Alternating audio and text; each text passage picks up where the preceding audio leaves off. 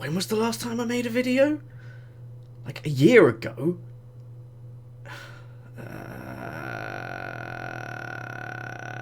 Well, better late than never, I suppose. Hey there, I'm KP Games, and I occasionally make stuff. So today, I wanted to show you a small game I have been working on called Brick Shaker. But before I get into that, I just wanted to say a big thank you for all of my 31 subscribers. I never thought I would get past 10, to be honest, but I have this brilliant idea, and I want to make it happen for 50 subscribers, okay? So, you know potatoes, right?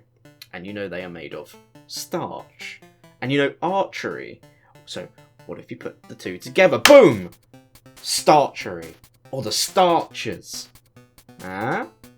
No, don't go, no! So, what is Brick Shaker? Well, Brick Shaker is an alternate version of Brick Breaker, a classic game where you hit a ball into bricks to, well, break them. In regular Brick Breaker though, you play as the paddle, stopping the ball from going underneath the screen and continuing your thirst for brick destruction. For Brick Shaker though, I asked the question, what if you played as the bricks instead, and your objective is to dodge the ball for as long as possible, to rack up a high score. To keep with the shaker part of the name as well, I want this game to be made for mobile devices, where you have to shake the phone to dodge the ball. Starchers. And it's that simple. So, let's get into developing the game. So as usual, I booted up... Wait a minute. This isn't Unity. That icon. These colours. This is Godot. Yeah, that's right. We're actually going to try a new game engine this video. I've been wanting to try a new game engine for a while, and Godot just seemed like a really nice one. It's quick and fairly simple to use, as far as I'm aware, so I thought a simple game like this, Brick Shaker, would be a great way to learn a new game engine. So we're going to talk a bit about that this video as well. So, Godot. How is it different, and how did I create Brick Shaker with those differences? Well, one of the big main differences between Godot and Unity is that Godot has a node-based system, but Unity uses a component-based system. Let me explain what that means. In Unity, if I want a character to move, I need to add components to it. Unity has many built-in components, but I can also create my own using C#. So when I'm using C#, I can give my slime friend here a movement component. Oi, get back here! And maybe a health component. What's great about this is I can bring in Big Daddy Slime here and apply the same components I have just made onto him, effectively reusing my code. Nodes in Godot work similarly in that they add functionality to our character, but instead of just adding components as we need, we instead arrange nodes into a tree. For example, Godot has a node called the Kinematic Body 2D. This node is specifically created for creating player characters, and easily allows me to add some movement functionality to an object with very little code. However, for this node to fully function, it requires child nodes, a sprite, and a collision shape. Using these nodes together, I was able to create our brick. The advantage this has over Unity's component system is that it's very easy for the parent nodes to communicate with its children nodes. This helps us create much cleaner code. Starchers. The next most important thing is the ball. The ball is very easy to implement, just simply change direction when it collides with anything, and if that thing happens to be a brick, then destroy it. So with all that together, we get something that looks like this. Starchers. After that, I made a paddle, which just simply follows the ball's position. I know, it looks a little boring right now, but the game now functions as it should, so now we can start adding some juiciness to the game.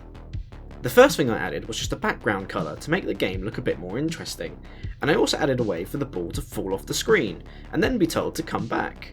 I did this using a Godot feature called Signals.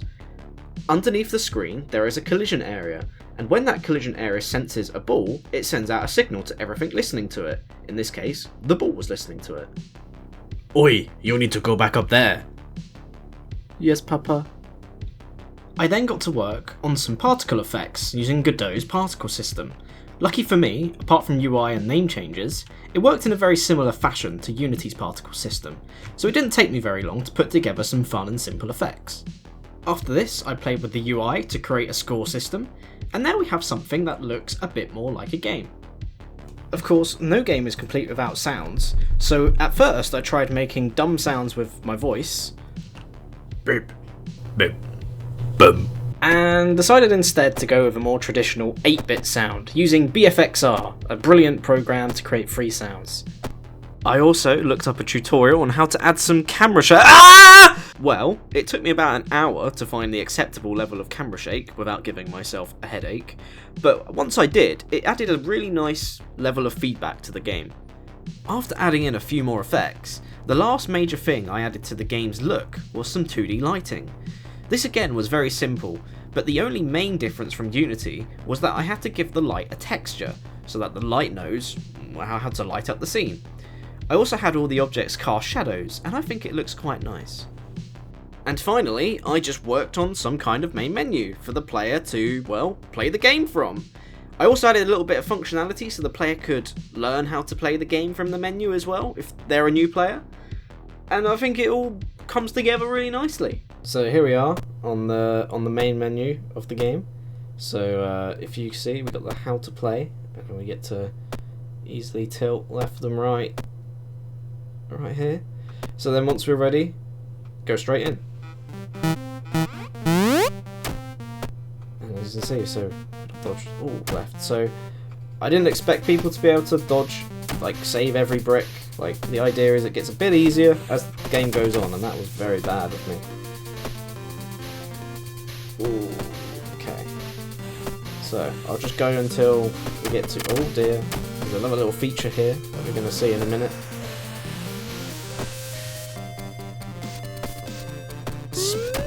We've got an increasing speed, so the difficulty of the game increases as time goes on, although it will be easier to dodge since you've got less bricks to worry about.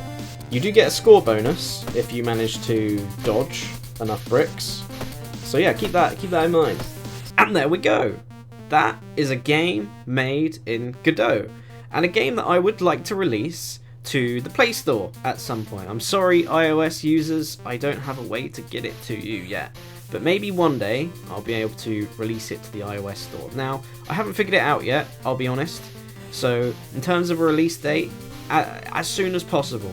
It could be tomorrow, it could be next week, it could be never, because I never figure it out. But I'll do it ASAP, and once I do it, I'll bring out a little follow-up video so that people know. Also, keep an eye on the description. If it is out and you've just watched this video, I'll put a link to it there as well. So yeah, I hope you guys have enjoyed this video.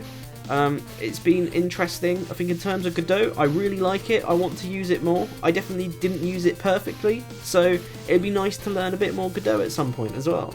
So I hope to see you guys some other time, and remember, Starchers at 50 subscribers.